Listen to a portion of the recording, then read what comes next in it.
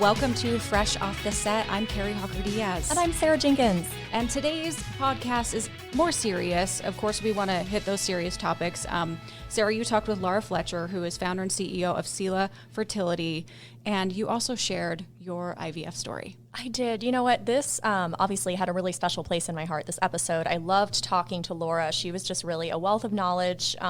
She had obviously had her own, she was inspired by her own infertility journey, and she created, her company, and it was really fun speaking to someone about such a serious topic who had been through it. And Sure. It was really interesting because when I went through IVF to have my twins, who are now 17 months old. They are so cute, by the way. Thank you. Hallie and Vienna, people take for granted, how easy it is for some people to get pregnant. And then when you are 1 in 5, I believe is the statistic of someone who is going through infertility, it is just it's a huge weight, and you really feel lost. So I love that I feel like the conversations are shifting and becoming more and more prevalent, and there's more resources for women who are desperately wanting to get pregnant. So my own infertility journey, I got married. I was really focused on my career for a couple years. I was working in Nebraska anchoring, and we weren't not trying to get pregnant. We were just kind of like, let's see what can happen. And after a couple years, I was like, maybe I was 33 at the time. I was like, let's, get checked out, myself and my husband, and just make sure that we both are healthy. And it turned out that we actually were what they call male factor infertility. So on his end, he had some health things he needed to take care of. And I think that that's something that even within the infertility conversation that is changing and becoming more common. People are learning more about it, and people are being more vocal. You still don't hear a lot about male factor infertility. So my husband is over 40. He'd been taking testosterone for a few years, and it turned out that can inhibit your ability to conceive sometimes. So he had to go off testosterone for us to even start the IVF process, which we were told that was recommended. The doctor that you see is called an RE. It's a reproductive endocrinologist, and you go in and they do a series of tests. And so, they determined, they were like, you guys will probably be candidates for either IUI or IVF. And we opted to do IVF, which is a little more invasive, but it has higher success rates. So long story short, it took about a year for my husband to be off testosterone. Then they were like, okay, we think that he's healthy. Before you could even start. Before we could even start, of me doing the whole series of hormones, injections. For those who aren't familiar with kind of the IVF process, you get shots and hormones and medications where basically they're stimulating your eggs, and then they do actually egg retrieval surgery. They got 22 eggs from me, which is considered a lot. Yeah. But then they have to then do the actual IVF process, and then they do an embryo creation, which they then transfer, and then you have to, fingers crossed, after many, many tests and blood and taking your blood and hormones, they basically are constantly monitoring you to hope that the conditions are right to actually be able to conceive. And so after that long couple years, we're still very fortunate compared to a lot of couples, because our first embryo transfer, we got pregnant. And I just feel so lucky today. And I could talk all day about this because it's obviously something I'm really passionate about, and it's personal to me. And I think it's great because I know I'm not alone, and so many women are going through infertility, but there are options and there's hope. And I loved speaking to Laura because she really gave so much good information and hope for people. And then when in fact you have gone through, or you're going through the IVF process, she talks about balancing life and infertility treatments, which I think is really important as well. I can only imagine having to go through all of that, Sarah, and everyone out there that is going through IVF right now and having to balance your life and still, day-to-day things, which still have to happen. So I'm really excited to hear this interview that you had with Laura Fletcher. Should we give it a listen? Let's do it.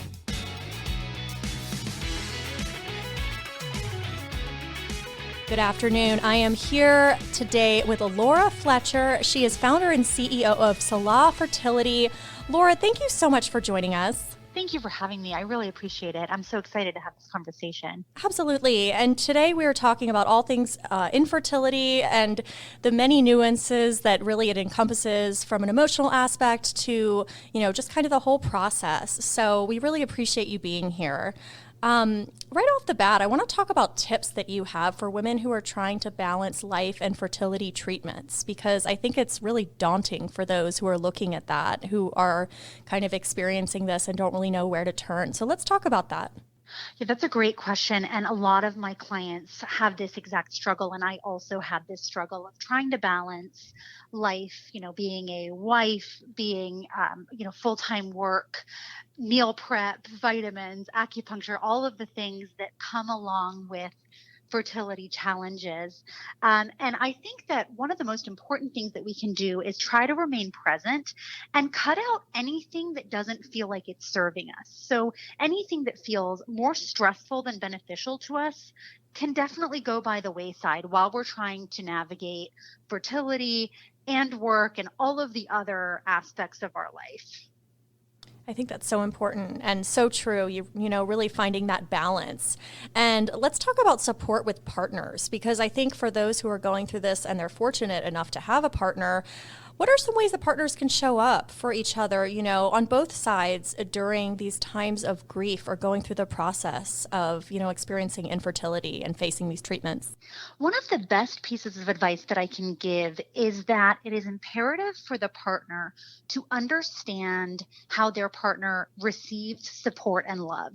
So that, I think, is the kind of cornerstone to understanding how to show up for them when they are going through fertility treatment, or they're going through challenges, or they're potentially experiencing grief, because of course, alongside fertility often is kind of coupled with this really extreme sense of grief and shame often. Yes. So understanding how, it's heavy. It's very so heavy. Agreed. Yeah. And the shame, I love that you touched on that, because I don't think really that gets mentioned that often, but people are internalized so many different feelings, right? Yeah, absolutely. And knowing how your partner receives love and support can really allow for you to show up in the correct way.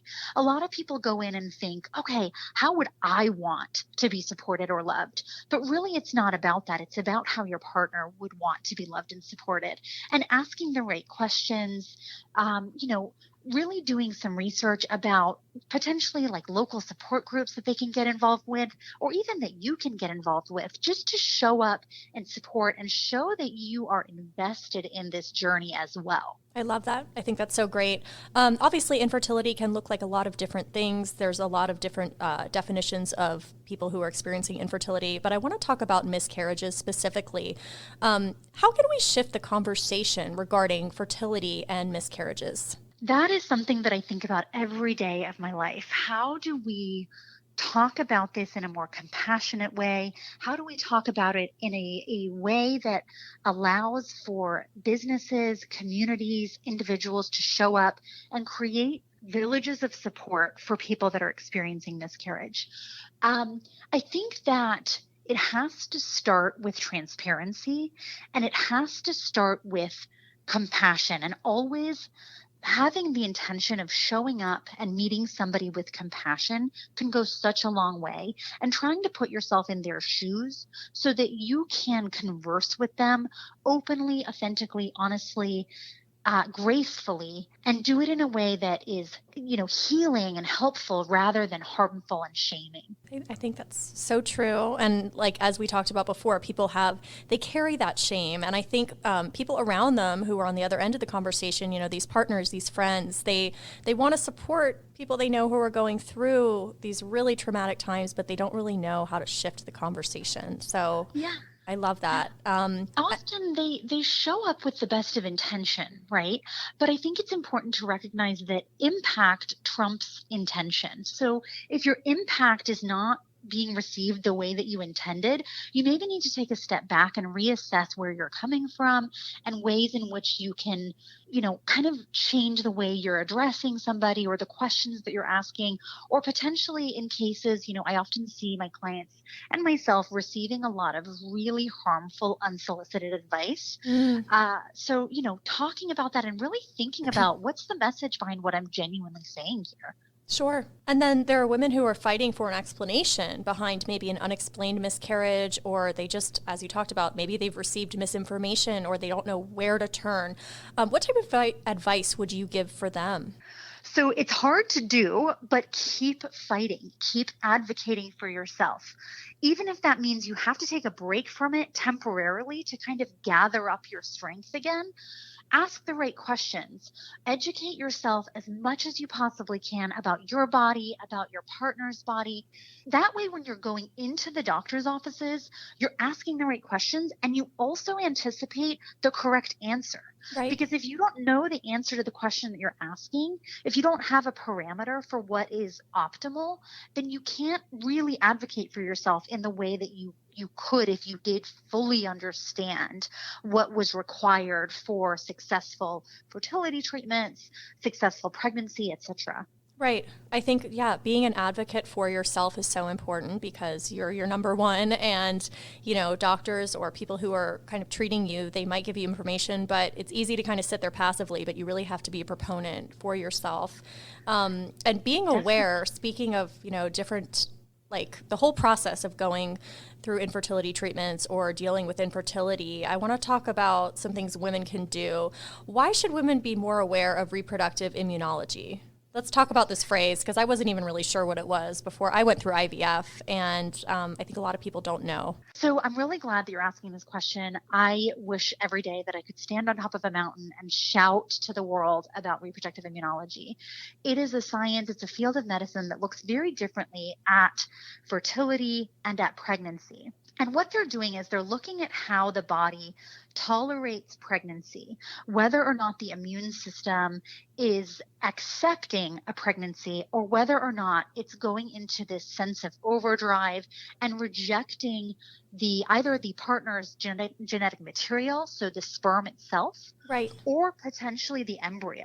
Oh, so it's really all encompassing, it's looking at all the different facets of things, and knowledge is power, right? Having that education. Yeah, absolutely. So if you think about it, if you think of an embryo or a fetus as similar in the sense of an organ transplant, right? Mm-hmm. So when a person gets an organ transplant, the immune system has to downregulate in order to accept that organ. And it's the same scenario with a pregnancy. The immune system has to downregulate to tolerate and accept a pregnancy.